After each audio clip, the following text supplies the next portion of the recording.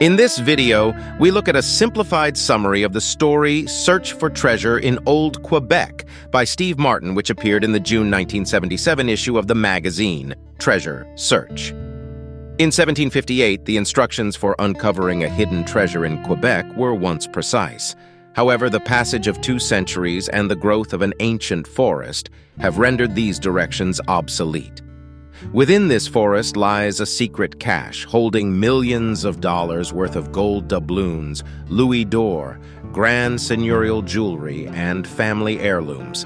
This treasure was hidden in a cove and peninsula along the St. Charles River as a British force advanced to capture the city of Quebec.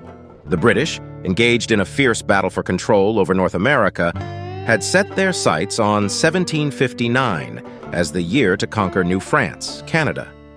Major General Jeffrey Amherst, the British commander-in-chief in America, was tasked with advancing to Montreal or Quebec via the Champlain Line or the St. Lawrence River from Lake Ontario. Meanwhile, Major General James Wolfe was entrusted with the honorable and daunting duty of launching a direct naval attack on New France's capital, Quebec, via the St. Lawrence River. As the French forces at Quebec, led by Louis-Joseph, Marquis de Montcalm-Gozon, Seigneur de Saint-Véran, became aware of the British plan, they constructed several redoubts along the Beauport shore, between Pointe-à-l'Essai and the St. Charles River. The French defense strategy still relied on the use of fireships and rafts, a tactic that Colonel Louis-Antoine de Bougainville continued to employ, albeit with disappointing results. Meanwhile, the British forces were formidable, well-equipped, and efficient, marching towards their destiny as an imperial power. 4 years had passed since Braddock's ill-fated army met its demise on the banks of the Monongahela River, and Anglo-Saxon nations had a history of becoming formidable by the 4th year of a war. The crews and regiments dispatched by Britain were seasoned, experienced, and filled with confidence as they closed in on Quebec. New France, with its weak fortifications, scarce provisions, internal divisions, and increasing isolation from the mother country due to British naval dominance, faced imminent danger. In the midst of the impending danger, General Montcalm issued a decree, allowing the citizens to send their valuables to the citadel for safekeeping during the imminent attack by General Wolfe's army.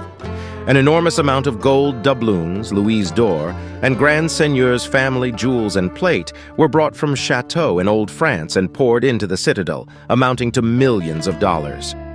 To store this treasure, Montcalm ordered it to be sewn up in hides, pigskins, and heavy canvas sacks, then put into metal-bound chests.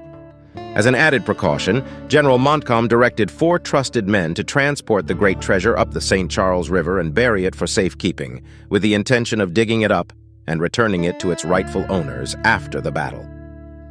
However, only Montcalm and the 4 men knew of the treasure's secret location, since everyone perished during the battle.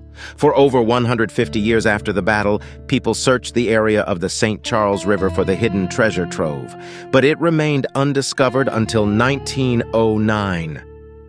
A man repairing his fireplace in an old chateau found a small oblong box made of tarnished silver, containing a single piece of ancient parchment with a message in Old French script. The parchment read, "Go to the little bay on the River St. Charles. 10 feet up the east bank you shall find, buried in plaster, in charred wood, a plate and ingot of silver and a sheep's skull. Under it is the secret of a great treasure."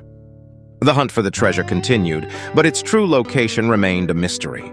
With resolute determination, they deciphered the mysterious words that urged them to venture across the River St. Charles towards a grove of firs standing proud by a small bay and peninsula. The clue directed them to dig precisely 50 feet north-northwest by north until the plaster would reveal their grand prize, a treasure born from the citadel itself. Alas, the path to riches was not without its obstacles. The St. Charles River, with its curving embrace, boasted 2 peninsulas within the supposed treasure's domain. Which one held the key?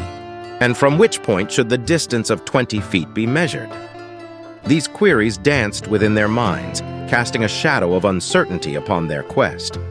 Undeterred, the intrepid duo followed the instructions as best they could, only to find that time had transformed the once humble cluster of firs into a dense forest.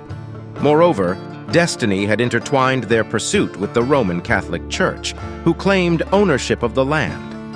Would the Church embrace their endeavor, or would the treasure slip through their fingers into ecclesiastical hands?